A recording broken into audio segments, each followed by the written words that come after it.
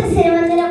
ആദരണീയരായ വിധികർത്താക്കളെ, സ്നേഹം നിറഞ്ഞ അധ്യാപകരെ, പ്രിയ കൂട്ടുകാരെ, നമസ്കാരം. പ്രകൃതി ദുരന്തങ്ങളും നമ്മുടെ ഉത്തരവാദിത്വവും എന്ന അതിപ്രധാന വിഷയത്തിന്റെ പ്രഭാഷകയായി നിങ്ങളുടെ മുന്നിൽ നിൽക്കുമ്പോൾ എന്റെ മനസ്സിലേക്ക് കടന്നു വരുന്നത് നമ്മുടെ രാഷ്ട്രപിതാവായ മഹാത്മാഗാന്ധിയുടെ വാക്കുകളാണ്. എല്ലാ മനുഷ്യരുടെയും ആവശ്യങ്ങൾ നിറവേറ്റാൻ ഭൂമിക്ക് മതിയാകും. എന്നാൽ എല്ലാവരുടെയും അത്യാഗ്രഹമല്ല. ദൈവം നമുക്ക് നൽകിയിട്ടുള്ള ഏറ്റവും വിലപ്പെട്ട സമ്മാനമാണ് പ്രകൃതി. പ്രകൃതി നമുക്ക് അമ്മയെ പോലെയാണ്. എല്ലാ അടിസ്ഥാന ആവശ്യങ്ങളും പ്രകൃതിയിൽ നിറവേറ്റപ്പെടുന്നു. നാം ശ്വസിക്കുന്ന വായുവും കുടിക്കുന്ന വെള്ളവും ജീവിക്കുന്ന ഭൂമിയും എല്ലാം പ്രകൃതിയിൽ നിന്നുള്ളതാണ്. പ്രകൃതിയില്ലാതെ ജീവജാലങ്ങളുടെ നിലനിൽപ്പ് സാധ്യമല്ല. എന്നാൽ ഇന്ന് മനുഷ്യന്റെ അനിയന്ത്രിതമായ ഇടപെടലുകളും സ്വാർത്ഥതയും കാരണം പ്രകൃതിയിൽ വലിയ മാറ്റങ്ങൾ സംഭവിച്ചു. അതിന്റെ പ്രതിഫലനമാണ് പ്രകൃതി ദുരന്തങ്ങൾ.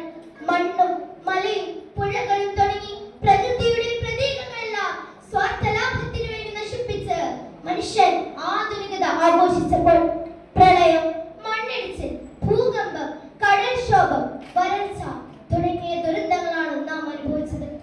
ഓരോ പ്രകൃതി ദുരന്തത്തിലും എത്രയോ പേരുടെ ജീവനാണ് നഷ്ടപ്പെടുന്നത്.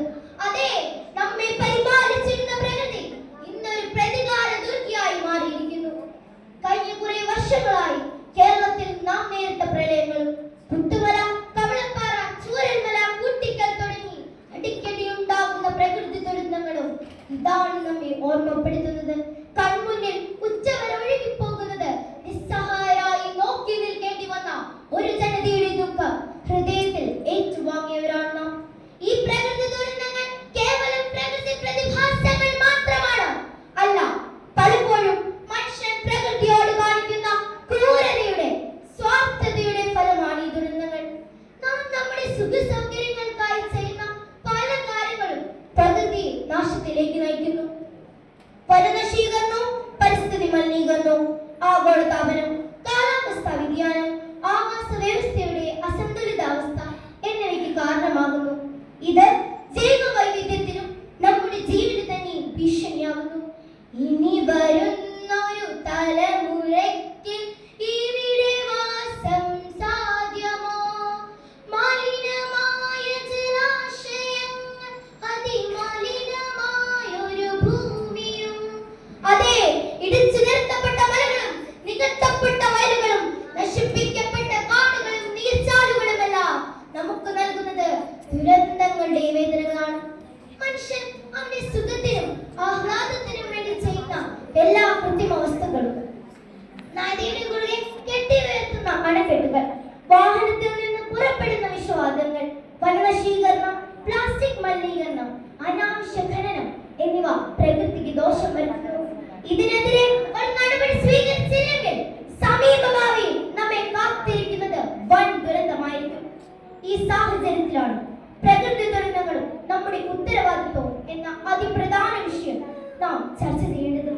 പ്രിയ കൂട്ടുകാരെ, നമ്മുടെ ദൈനംദിന ജീവിതത്തിൽ ചെറിയ ചെറിയ മാറ്റങ്ങൾ വരുത്തിയാൽ നമുക്കും പ്രകൃതി ദുരന്തങ്ങളെ മറികടക്കാൻ സാധിക്കും.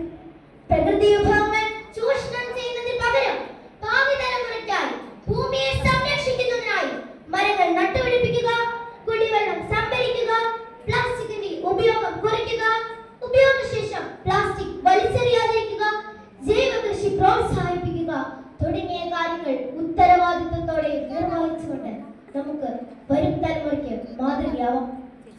പ്രകൃതിയെ സംരക്ഷിക്കേണ്ടതിന്റെ ആവശ്യകത പുതിയ തലമുറ ചെറുപ്പം മുതൽ മനസ്സിലാക്കണം. അതിനായി അധ്യാപകരും രക്ഷിതാക്കളും മുൻകൈ എടുക്കണം. പ്രകൃതിയെ സംരക്ഷിച്ചുകൊണ്ടുള്ള വിദ്യാഭ്യാസത്തിന് പ്രൈമറി തലം മുതൽ ഊന്നൽ നൽകണം. ലോക പ്രശസ്തനായ പരിസ്ഥിതി പ്രവർത്തകൻ ഡേവിഡ് ആസ്ബർഗോ പറഞ്ഞത് ഇപ്പോൾ എന്റെ മനസ്സിലേക്ക് ഓർമ്മ വരുന്നു.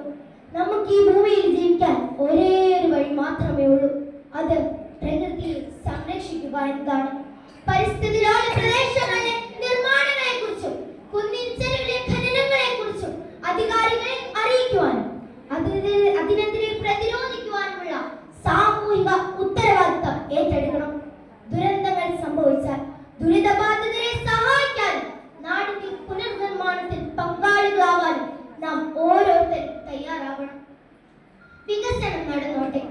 പക്ഷേ അത് പ്രകൃതിയെ സംരക്ഷിച്ചുകൊണ്ടാവണം. പ്രകൃതി സമ്പത്ത് ഉപയോഗിക്കുന്നത് നമ്മുടെ ആർത്തി തീർക്കാനാവരുത്, അത്യാവശ്യങ്ങൾ നിറവേറ്റാൻ വേണ്ടിയാവണം. പ്രകൃതി ദുരന്തങ്ങൾ ഒരു വാർഷിക സംഭവമായി മാറിക്കൊണ്ടിരിക്കുന്ന ഈ കാലഘട്ടത്തിൽ നമ്മുടെ ഉത്തരവാദിത്വം വർദ്ധിച്ചു വരുന്നു. പ്രകൃതിയെ സ്നേഹിച്ചും ബഹുമാനിച്ചും മാത്രമേ നമുക്ക് ഇവിടെ അതിജീവനമുള്ളൂ എന്ന് നാം ഓരോരുത്തരും മനസ്സിലാക്കണം. ഓരോ വ്യക്തിയുടെയും ചെറിയ ചെറിയ ഇടപെടലുകൾ പോലും വലിയ മാറ്റത്തിന് കാരണമായേക്കാം. ഓരോ പ്രകൃതി ദുരന്തവും നമ്മുടെ ഉത്തരവാദിത്വത്തെ കുറിച്ചാണ് നമ്മെ ഓർമ്മിപ്പിക്കുന്നത്. പ്രകൃതിയെ സംരക്ഷിക്കാൻ നമുക്ക് ഒരുമിച്ച് പ്രവർത്തിക്കാം. വരും തലമുറയ്ക്കായി ഒരു നല്ല നാളെ കെട്ടിപ്പടുക്കാൻ നാം ഓരോരുത്തർക്കും ഒരുമിച്ച് ശ്രമിക്കാം. പ്രകൃതിയുടെ പച്ചപ്പ് നമുക്ക് എല്ലാ കാലവും നിലനിർത്താം. പ്രകൃതിയുടെ സംരക്ഷണത്തിനായി, പ്രകൃതി സൗഹൃദ ആശയത്തിനും ജീവിതത്തിനുമായി നമുക്ക് യാത്ര തുടരാം. പരക്കട്ടെ ലോകമെമ്പാടും പച്ചപ്പിന്റെ പ്രകാശം. ഇതുവരെ എന്നെ ശ്രമിച്ച എല്ലാവർക്കും നന്ദി അർപ്പിച്ചുകൊണ്ട് ഞാൻ എന്റെ